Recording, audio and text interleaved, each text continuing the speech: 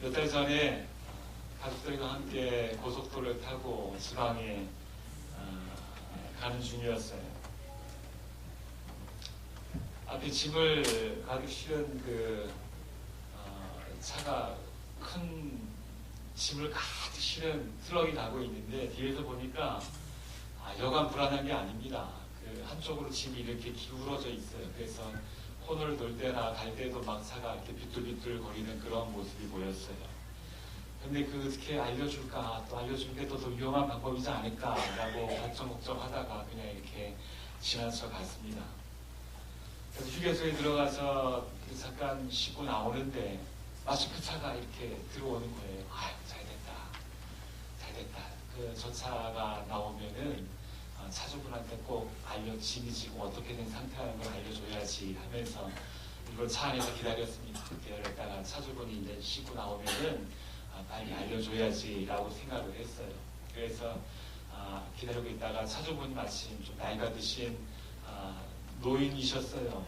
그런데 나오시길래 제가 빨리 가서 좀 뒤에 짐을 좀 제대로 보십시오. 지금 많이 기울었어요. 라고 알려드리려고 막 가고 있는데 그 옆에 어떤 다른 분이 오셔가지고 저보다 먼저 이야기를 하는 거예요. 누가 보더라도 짐이 많이 기울어져 있는 거예요. 그래서 많이 위험해 보이는 상태였죠.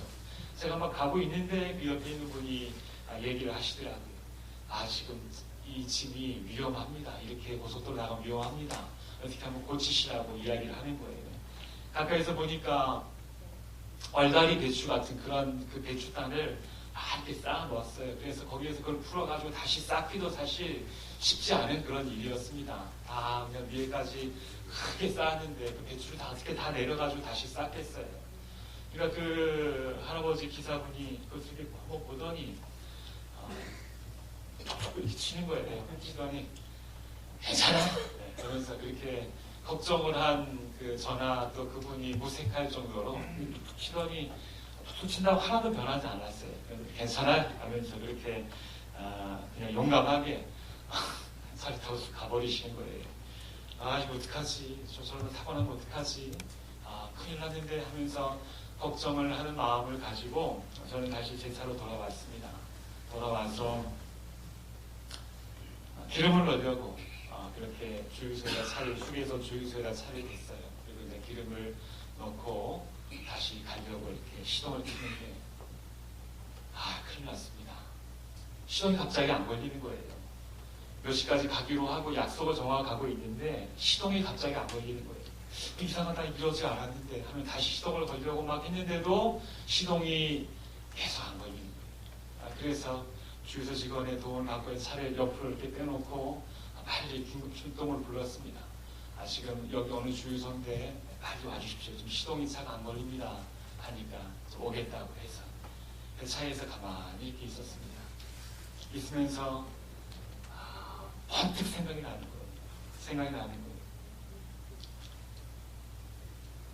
정말 걱정해야 되는 차는 내 차였구나. 정말 걱정이 되는 내 차였구나. 저 차는 지금 겉으로 조금 기울어져 있어서 저기 잘 갈 수 있을까라고 생각을 하고 있었는데 정말 내 차는 속에서 고장이 나 있었구나. 그래서 이거 어떻게 갈까 걱정을 해야 되는 차는 내 차였는데 내 상태도 모르고 차가 조금 기울었다고 저거 잘 갈 수 있을까?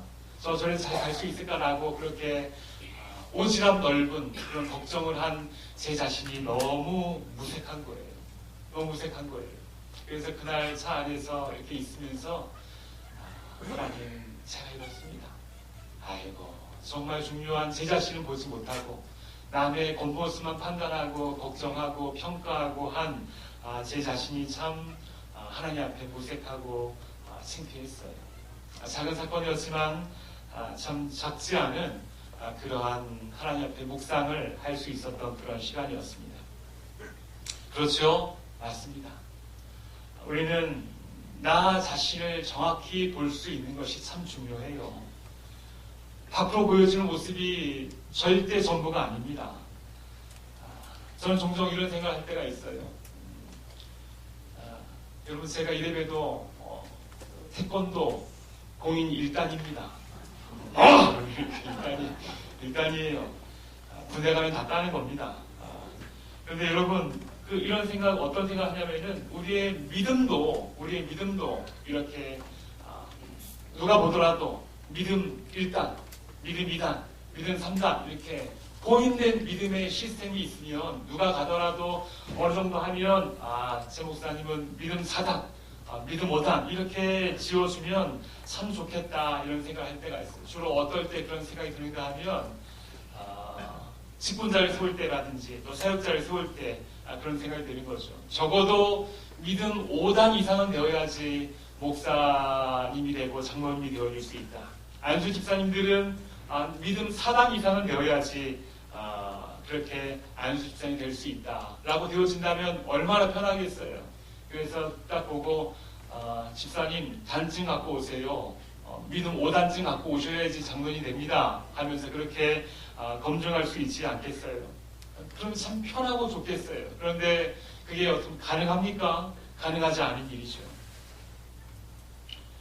죽을 보시면 아시겠지만 여러분, 이번 주에 우리 교회 동역자 한 분이 오셨어요. 너무 귀한 분이 오셨습니다.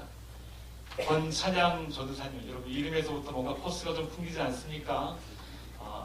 이름이 권찬양입니다. 그동안 우리가 얼마나 기도하고 기다렸습니까? 그래서 기다림 끝에 하나님께서 참 듬직한 전사님을 허락하셨어요.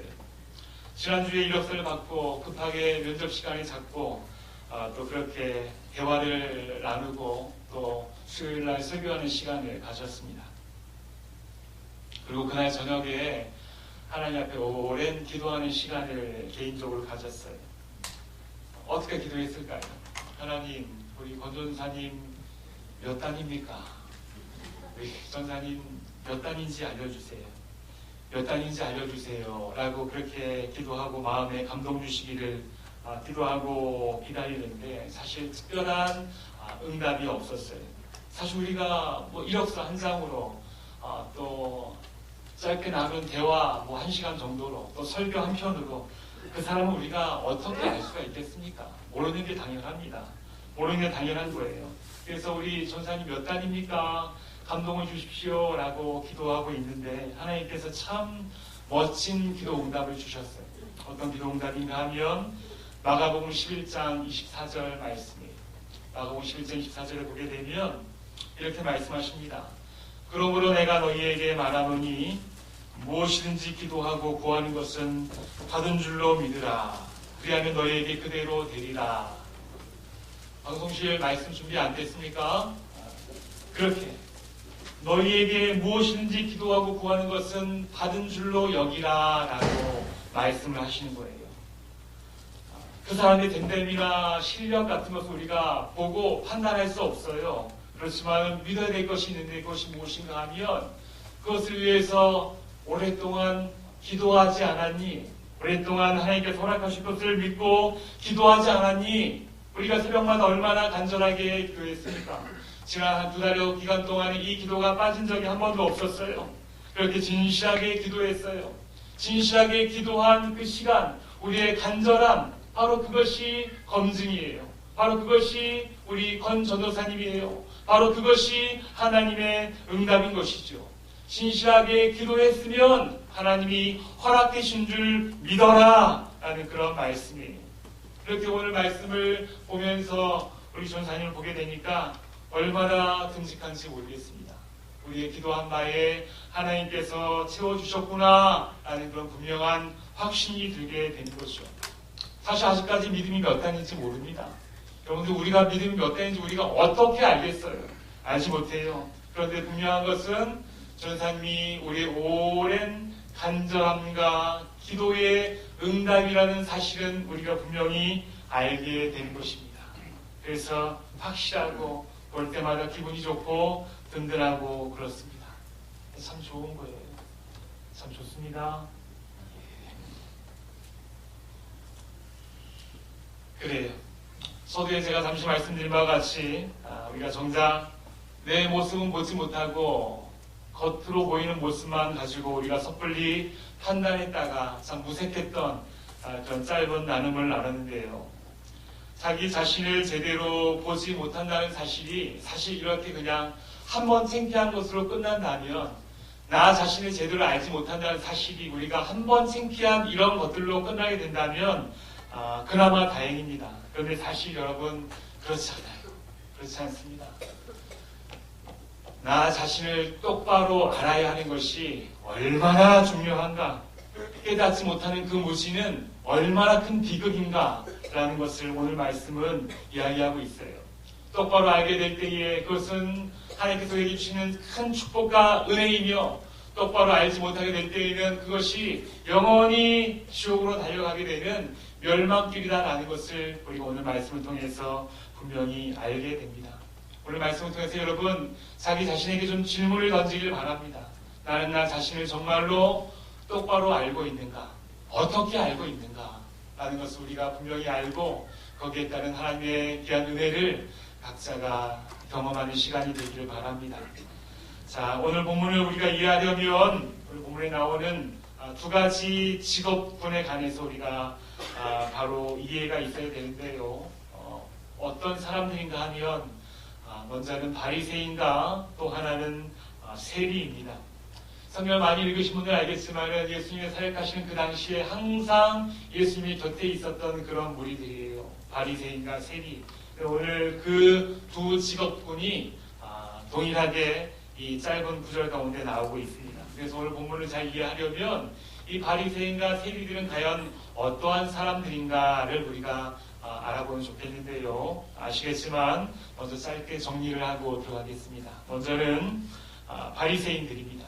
바리새인은요, 그 시작은 사실 참 좋았어요. 바리새인들의 이 생각은 무엇인가 하면 때가 타고 세속적인 이 세상에서 우리가 그들과 분리되어서 거룩하고 또 참된 하나님의 뜻을 우리의 삶을 통해서 보여주자라는 그런 의도를 가지고 그들의 무리가 출발하였죠. 그래서 원어를 보게 되면 바리새인들의 그 원어는 분리되어지다라는 그런 뜻입니다. 그래서 그들을 분리주의자 이렇게 표현하기도 하죠. 굉장히 율법적이기도 하고요. 또 굉장히 그렇게 거룩을 추구하는 그런 무리들입니다. 그래서 그런 그들의 모습들은 그 당시 같은 시대를 살아가는 백성들에게 어떤 면에서는 좋은 호응을 얻기도 하고 어느 정도 인정을 받기도 하게 되기도 하고 공감을 끌어내기도 했습니다. 그래서 그 당시 사람들은 그들을 종교 지도자들이다, 우리가 무언가 보고 배울 수 있는 사람들이다, 그렇게 불렀어요. 그런데 뭐든지 지나치게 되면 화가 되는 거죠. 그렇게 너무 분리에 치우친 나머지 바리새인들은 율법이나 어떤 보여지는 그런 행동들을 많이 의식하게 되고요. 그래서 좀 더 그들의 신앙이 보여지게 되는 것에 치중하는 외식적인 신앙으로 점점 변질되게 됐어요. 그래서 예수님의 공생 기간 동안에 그들은 예수님의 그 진실한 사역의 모습을 그들의 외식의 눈으로, 율법적인 눈으로 바라보면서 항상 모든 것마다 토를 달고 트집을 잡고, 그게 그렇게 해서 됩니까? 율법으로, 율법 정신의 것이 어긋나지 않습니까? 하면서 그렇게 토를 달고 트집을 잡고 하다가 결국에는 예수님을 십자가에 못 박게 하는 그런 주동 세력이 되고 많은 사람들, 그들이 바로 바리새인들이었어요. 이런 바리새인들의 무리를 오늘 본문을 통해서 우리가 한번 보게 된다면 또 하나의 무리들은 어떤 사람들인가 하면 바로 세리입니다. 세리. 잘 알고 계시죠? 세리는요, 세금을 걷는 사람들이에요. 그 당시 이스라엘을 관할하고 있는 로마 정부가 세리들을 모집하게 될 때에, 선발하게 될 때에 그 세리는 그 이스라엘 사람들 중에서, 현지인 중에서 세리를 임명하게 됩니다. 그리고 우리에게 이렇게 할당된 금액을 우리에게 바쳐라 라고 이야기했어요. 그 이외의 것들은 너희가 알아서 해라 라고 어떤 특권 아닌 특권을 주게 되었죠. 그러니까 그들이 세금을 거둘 때에 할당된 금액보다 더 많이 걷는 거예요. 더 많이 걷는 거예요. 그래서 할당된 금액은 정부에 바치지만은 그 외의 것들은 다 자기들의 주머니를 채우는 것들로 그렇게 되어졌습니다. 그러니까 그 당시 세리들이 얼마나 욕을 먹었겠어요. 같은 동족들에게, 동포들에게 인간 취급도 못 받았을 것이고, 또 그렇게 그런 외로움과 서러움들은 같이 놀아줄 사람이 없으니까 외로움과 서러움들은 더욱더 돈을 모으는 데만 집중하게 되는 그런 악순환이 그들에게 계속해서 이어졌을 것이에요. 너희들은 날 욕해라. 날 욕해라. 나는 개같이 벌어서 정승같이 쓰겠다라는 그런 마음으로 살아가고 있는 그런 사람들이 바로 세리들이었어요. 그래서 오늘 본문 2장 15절에 보게 되면요, 이런 본문이 나옵니다. 세리의 집에 앉아 잡수실 때에 많은 세리와 죄인들이 예수와 그의 제자들과 함께 앉았으니 그런 사람들이 많이 있어서 예수를 따르미러라 라고 본문이 나와 있어요. 그래서 사람들이 보게 될 때에 세리와 죄인들은 동격이었어요. 죄인들의 가장 대표적인 사람들이 바로 세리였죠. 함께 앉아있으면 세리와 죄인들, 아이고 저 죄인들, 으이그 저 죄인들 하면서 그렇게 손가락질할 수밖에 없는 그러한 죄인의 대명사로 그 시대에 쓰임받았던 사람들이 바로 세리였습니다. 바리새인이나 세리나 다 우리가 성경 말씀을 통해서 보게 되면 다 온전치 못한 사람들이었지만 그래도 굳이 순서를 따지게 된다면 이런 거죠. 온전하신 예수님이 이 정도에 있다 한다면 그래도 그 당시에 종교 지도자들이고 많은 사람들에게 존경도 받고 인정도 받았던 바리새인들은 이 정도에 있을 것이고 또 죄인 중에 죄인, 사람들이 죄인의 대명사로 부르고 있었던 세리들은 이 정도에 있었겠죠. 예수님이 그 완전하신 모습으로 이 정도에 있다면 아마 바리새인들은 이 정도, 또 세리들은 이 정도에 이렇게 있었을 것이에요. 그래서요, 예수님께서 가까운 사람이 따지게 된다면 좀 더 세리보다는 바리새인들이 더 가까운 것입니다. 17절 오늘 본문 말씀에 보게 되면요, 이렇게 나와 있습니다. 예수님의 사역이 이러했다는 것이에요. 예수께서 들으시고 그들에게 이르시되 건강한 자에게는 의사가 쓸데없고 병든 자에게라야 쓸데있느니라. 나는 의인을 부르러 온 것이 아니요 죄인을 부르러 왔노라 하시니라. 이렇게 말씀하셨어요. 예수님이 이 땅에 오셔서 하시는 중요한 사역은 무엇이었는가 하면 죄인을 부르러 오신 거예요. 죄인을 부르러 오시는 그 사역을 하신 것이죠. 그래서 예수님께서 이 죄인들 향해서 죄인아! 라고 부르게 되었을 때에 그 소리를 먼저 듣고 달려올 수 있는 가능성이 많은 사람은 누구입니까? 한층 더 예수님께 가까이 있었던 이 세리보다는 바리새인들이 더 가까웠겠죠. 그래서 죄인아라고 불렀을 때에 그렇게 먼저 들을 수 있는 사람, 더 빨리 달려올 수 있는 사람, 좀 더 가까이 있는 사람은 분명히 바리새인들에 분명합니다. 그리고 그들이 예수님의 제자가 될 가능성이 더 훨씬 높았어요.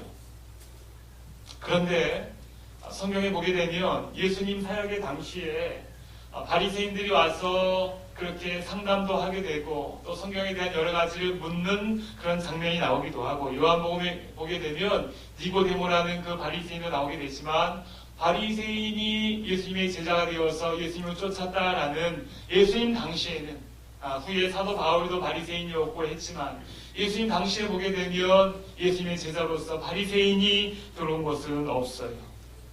반면에 죄인 중에 죄인이었던 오늘 본문에 나타난 이 세리마태는 예수님과 더 훨씬 멀리 있었음에도 불구하고 그 부르심에 응답하여서 예수님의 제자가 되어서 3년 동안 열심히 예수님을 따르고 배우고 본받고 또 예수님 승천하신 이후에도 그렇게 제자로서의 멋진 삶을 살아가게 된 것을 보게 됩니다. 여러분, 바리새인보다 더 멀리 있었지만 그렇게 제자로서의 부름을 받고 그렇게 멋진 제자의 삶을 살 수 있게 된 그 비결이 무엇일까요? 무엇입니까?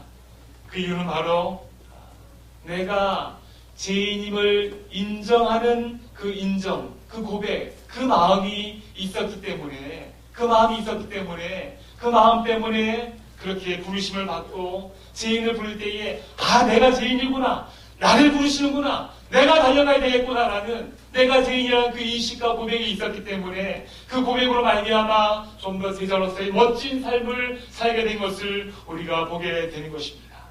이것이 중요한 것이 세리마태를 부르시는 그 장면을 한번 보세요. 2장 14절 말씀입니다. 예수님께서 지나가시다가 알페오의 아들 레위가 세간에 앉아있는 것을 보셨어요. 그에게 이르시되 나를 따르라. 예수님께서 보고 그냥 나를 따르라 하시니 일어나 따르니라 라고 나와 있죠. 여러분, 따르라 하고 따랐어요. 이것은 무엇입니까? 따르라 할 때에 그 즉시 즉각적인 반응으로 따랐어요. 따랐다라는 것은 자기의 모든 것을 버려뒀다는 것을 전제로 있습니다. 따르라 할 때에 내가 예수님께 따라가는 것은 나의 세리로서의 어떤 권위도, 때까지 맡았던 기득권도, 돈도, 명예도, 부도 다 내어버려 두고 따르겠다는 온전한 그런 모습을 보여주고 있는 것이, 이것이 어떻게 쉬울 수가 있겠어요? 어떻게 쉬울 수가 있겠어요? 그렇지만 이 레위는 그 마음에 이 죄인으로서의 항상 부담감이 있는 것이, 이 죄인으로서의 이 채워지지 않는 공허한 마음이 있는 것이, 돈을 아무리 긁어모아도 재산이 늘어나도 어떤 것으로 채워지지 않는 그 마음에 죄에 대한 그 구멍이 뻥 뚫려 있는 것이, 그런 가운데 있다가 이 죄를 해결하시는 예수 그리스도가 그를 보시고 나를 따르라 하니까 그 마음에 공허함이 있고 그 마음에 죄에 대한 부담감이 있던 그 세리 마태가 나를 따라 했을 때에 내가 죄인인데 죄인이 나를 부르시는구나, 그럼 내가 달려가야지 하면서 달려간 그 모습을 우리가 보게 되는 것입니다. 우리에게 있어야 하는 건 무엇입니까? 내가 죄인이구나, 나는 예수님 필요한 사람이구나 라는 그런 인식이 있게 될 때에 바로 그것이 예수님을 제대로 만나게 되는 그러한 꼭 우리에게 필요한 마음가짐이고 자세임을 믿으시기 바랍니다. 그것이 우리에게 필요한 거예요. 여러분, 이런 예화를 들어볼까요? 아버지가 멀리 출장을 갔어요. 멀리 출장을 갔는데 그의 그 어린 아들이 있는데 아빠가 너무 애지중지하는 그 비싼 보자기를 깨버렸어요. 그래서 아버지가 돌아오시면 이제 나는 아버지의 두들겨 맞거나 쫓겨나거나 둘 중에 하나이겠다라고 생각을 하고 마음에 큰 걱정을 하고 시름시름 앓고 전전긍긍하고 있어요. 그러니까 또 엄마가 보고 제가 왜 저러지 하면서 맛있는 햄버거도 사주기도 하고 용돈도 올려주기도 하고 이런저런 여러가지 행복의 조건들을 많이 채워줍니다. 네가 요새 왜 그러니, 뭔 일이 있니 하면서 채워주지만 어떻게 해요? 그런 용돈이 올라가고 맛있는 것이 있고 여러가지 행복의 조건들이 아무리 채워져도 그 마음은 어떻습니까? 난 아버지가 오면 혼날 텐데 그 자기가 아버지에게 지은 그 죄에 대한 부담감 때문에 어떤 행복의 조건도 자기에게 행복이 되지 않는 거예요. 어떤 행복의 조건도 자기에게 채워지지 않는 거예요. 그것이 바로 죄에 대한 부담감이에요. 부담감이 그 아들에게 있어서 정말로 행복한 것은 무엇이겠습니까? 아빠가 돌아왔어요. 그래서 도자기가 끼워져 있는 그 현장을 봤어요. 도자기 어디 갔어? 제가 깨뜨렸어요. 하니까 이리 와! 그래가지고 나는 도자기보다 네가 더 귀하다. 그동안 얼마나 걱정이 많았니? 일로 와 아들! 하면서 안아주는 그 용서, 그것이 그 아들에게 진정한 행복 아니겠어요? 아버지를 용서해 주실 때 바로 그것이 진정한 행복인 거죠. 지금 마태가 그러하고 우리가 그러한 것입니다. 돈을 많이 모으면, 그럴듯한 명예를 얻게 되면, 뭔가 원하는 자리에 오래 올라가게 되면, 그러면 여러분 행복할까요? 그렇지 않아요. 행복하지 않아요. 절대로 행복하지 않다고 돈을 우리나라에서 가장 많이 모은 어느 그룹의 회장은, 또 우리나라에서 가장 높은 자리에 올라가는 어떤 대통령도 그렇게 그 자리에서 스스로 뛰어내리면서 이 위에 아무것도 없더라 라고 우리에게 알려주고 있지 않습니까? 그 위에도 우리가 길을 쓰고 올라가려고 하는 그 높은 자리에도, 우리가 길을 쓰고 뭔가 얻으려고 끌어모고 하는 그 풍성한 뒤에도 절대로 행복이 없다는 거예요. 우리에게 이 죄의 문제, 내 안에 이 하나님부터 우리가 죄를 지은 이 죄 문제, 이거 해결하지 못하면 그 어디에도 진정한 행복이 없는 것입니다. 진정한 죄 문제가 해결되지 않으면 아무리 돈이 많고 아무리 무엇이 많이 갖춰져 있어도 근심 걱정이 따라다닐 수밖에 없는 거예요. 그러한데 하나님의 아들 예수 그리스도가 이 땅에 오셨어요. 그리고 나의 죄값을 치르시기 위해서 예수님이 십자가에 달려 죽으셨습니다.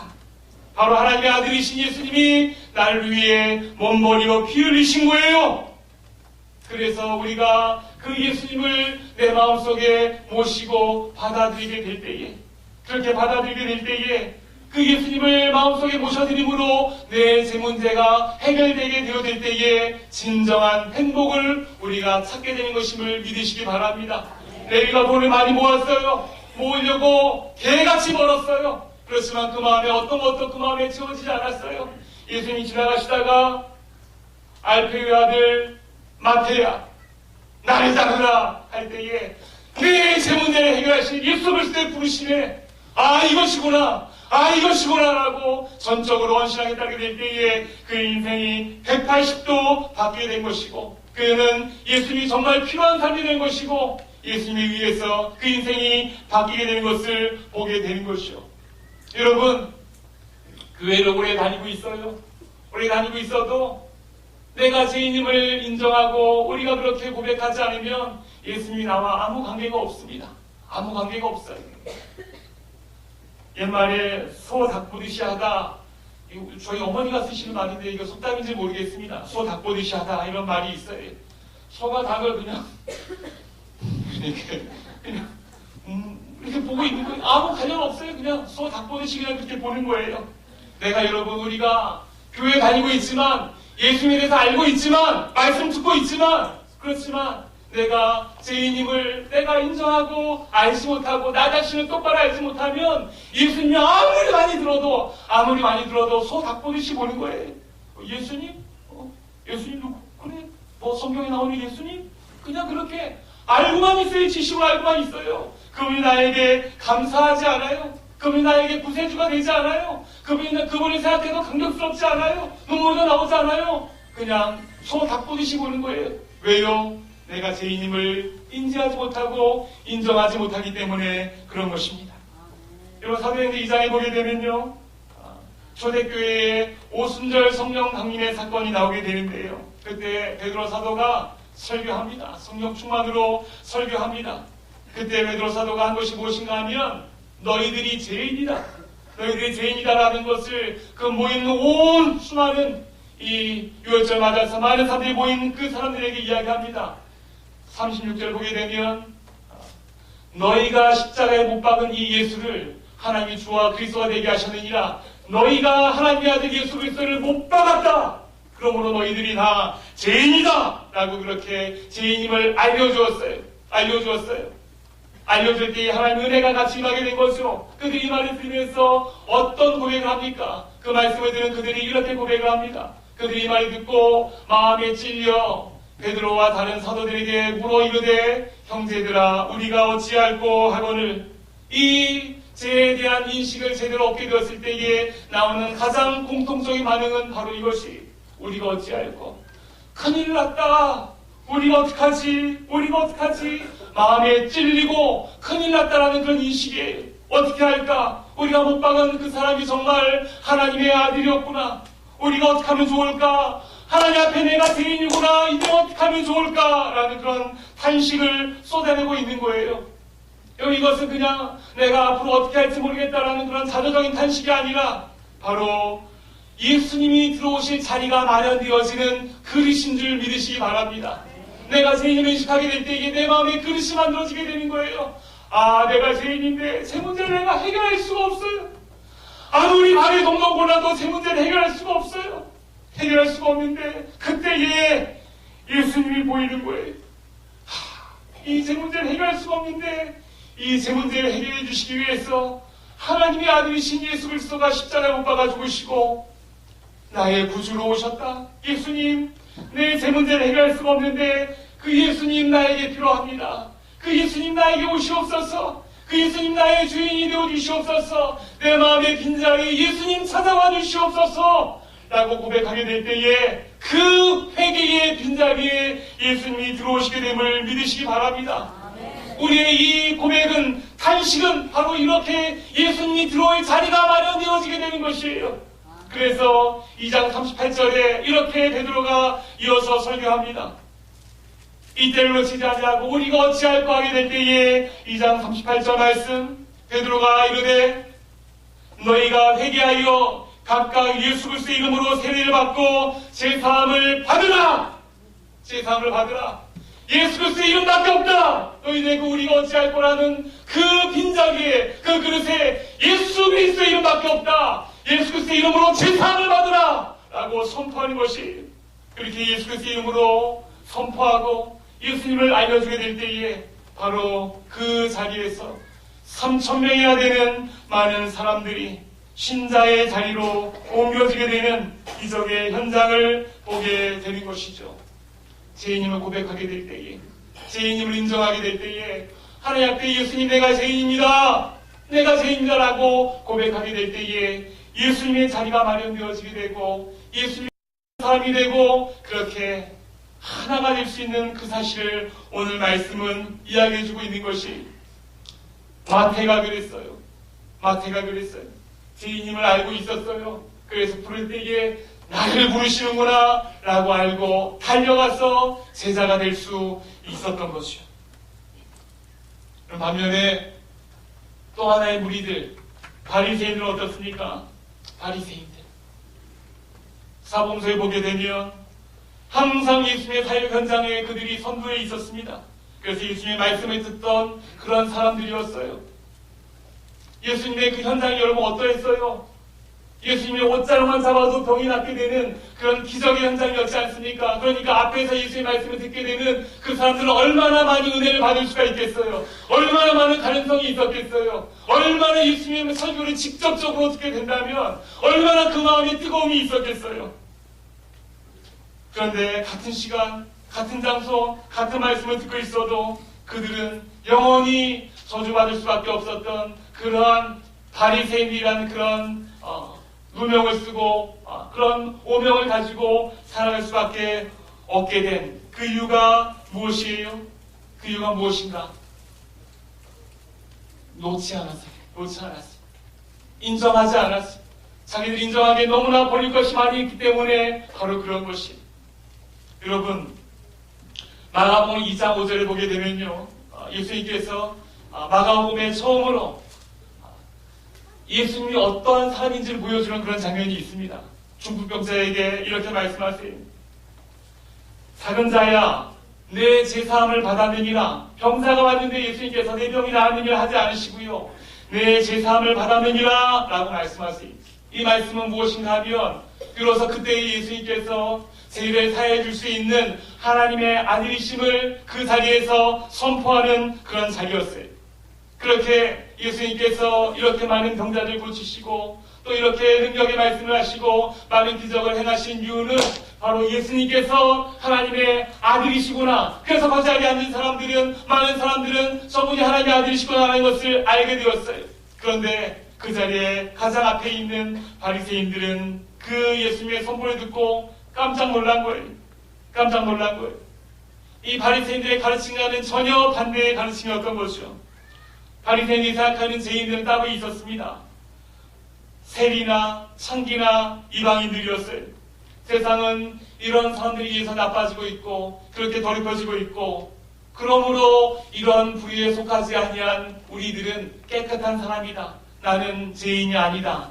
죄인은 세리, 창기, 이방인들이고 나는 죄인이 아니다 라는 그런 마음이 있었던 거예요. 그런 권위의식이 있었던 거예요. 그런 율법적인 깨달음이 있었던 거예요. 그런데 예수님이 나타나셔서 그런 그들의 가르침에 일치를 가하는 거예요.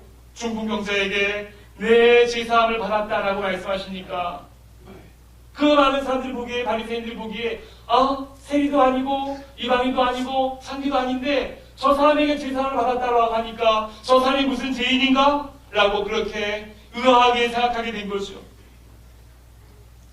나는 죄인이 아닌데 저 사람도 죄인이 아닌데 왜 저 사람에게 죄인이라고 이야기하지? 하면서 그렇게 의아하게 생각을 합니다.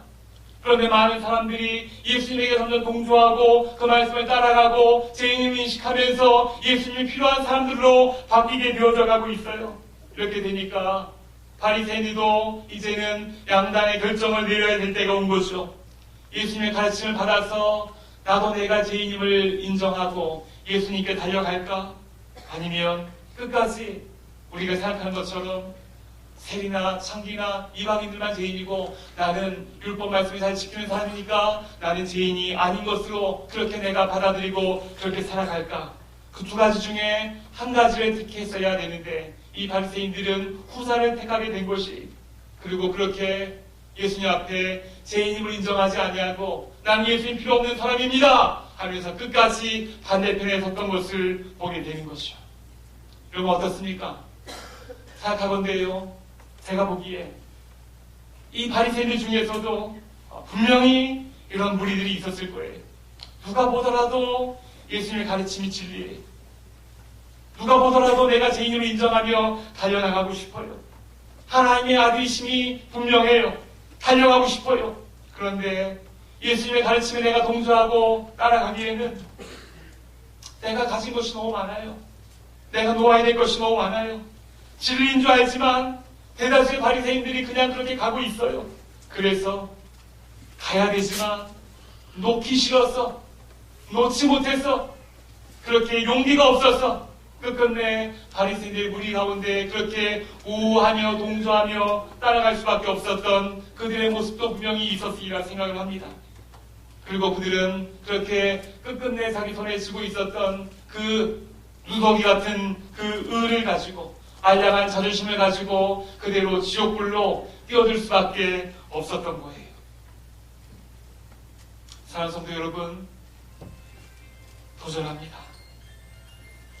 내가 죄인임을 고백하며 모든 것을 버려두고 예수님을 쫓은 마태는요, 그 귀한 고백의 자리에, 회개의 자리에 예수님이 들어오셨고 예수님이 전부 되어주셨고 그 자리에 예수님이 임하심으로 정말로 멋진 제자의 삶을 살 수가 있었어요. 자기가 내어놓은 그 어떤 것보다 너무나 큰 하나님의 나라를 유업으로 받을 수가 있었어요. 알량한 기득권을 내려놓지 못한 바리새인들은 끝끝내 자기들이 죄인임을 인정하지 않았고 그렇게 자기들이 가진 작은 기득권을 가지고 그렇게 지옥으로 달려가고 말았습니다. 오늘 이 일을 통해서 여러분 우리에게 귀한 고백이 있게 되기를 간절히 원합니다. 하나님, 나는 죄인입니다. 나는 예수님 필요한 사람이에요. 내 힘으로 내가 어떻게 뭘 할 수가 없어요. 이 제 문제를 해결할 사람이 아무도 없어요. 하나님, 나는 예수님 필요한 사람이에요. 예수님 필요한 사람이에요. 내 죄를 깨끗이 씻어주시고 이 세상 욕심 바라보지 아니하고 예수님 내 마음에 모시고 살아가게 하여 주시옵소서. 그 진지한 고백을 주 앞에 드릴 수 있게 되길 바랍니다. 그럴 때에 우리가 내려놓은 것 그 이상으로 너무나 크신 그 하나님 나라의 영광과 그 하나님 나라의 유업을 우리가 받게 되는 줄 믿으시기 바랍니다. 이 자리에 많은 사람들이 앉아 있어요. 같은 시간에 같은 장소에서 같은 말씀을 듣고 있어요. 근데 이 자리에 세리가 있고 바리새인이 있습니다. 세리가 있고 바리새인이 있어요.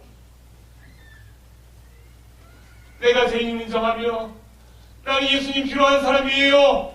내 마음의 주인으로 오셔주세요라고 그렇게 고백하며 그 예수님과 함께 동행하며 나아가는 그런 성도가 있는가 하면 그렇지 않냐고 내가 놓아야 될 게 너무 많아요. 내가 붙잡은 것이 너무 많아요. 그것을 내려놓기가 힘이 들어요. 그래서 그렇게 붙잡고 계속하고자 하는 그런 마음이 있는 성도들도 있을지 모르겠습니다. 오늘 두 부류의 사람들의 결과를 우리가 말씀을 통해서 보지 않습니까?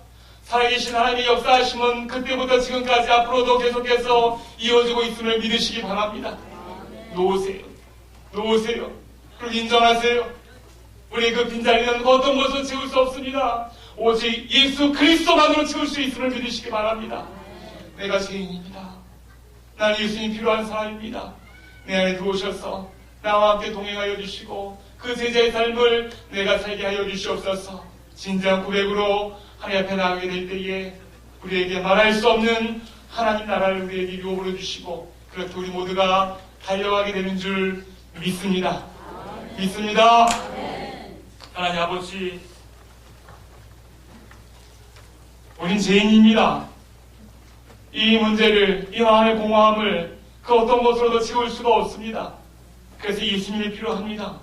예수님 내 마음속에 오시옵소서. 나 예수님 필요한 사람입니다. 예수님 나의 구주가 되어주시옵소서. 진지한 고백으로 날마다 우리의 삶을 걸어갈 수 있도록 인도하여 주시옵소서. 이것이 바로 제자의 삶입니다. 이것이 바로 예수님을 따라가는 삶입니다.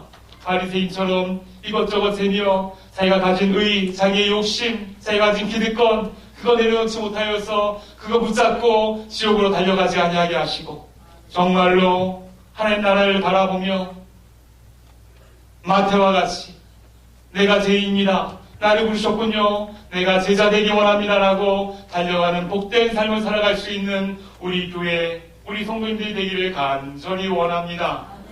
예수 그리스도의 이름으로 기도드립니다.